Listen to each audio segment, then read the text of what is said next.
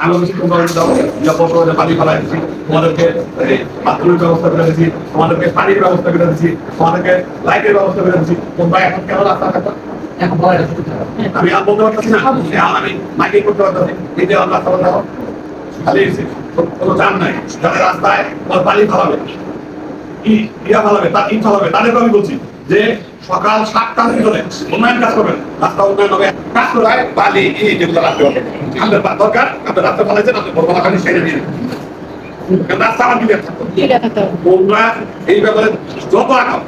যখন দরকার যদি মনে করো যে আঙ্কেল আমাকে ডেইলি সন্ধ্যার সময় মিটিং করবো, ডেইলি সকালে মিটিং করবো, কোনো আপত্তি নেই, কোনো জায়গায় যাইতে হইব বলবা আমি যাবো, রাত 2টায় ফোন দিবে আমার কাছে কথা আমি ফোন করবো, আমার ফোন নাম্বার সবাই রাখতে সবাই রাখতে পারবে, এটা আমার ফোন আমার দুইটা অসুবিধা মনে করবার আইতে সারা রাত খোলা 0199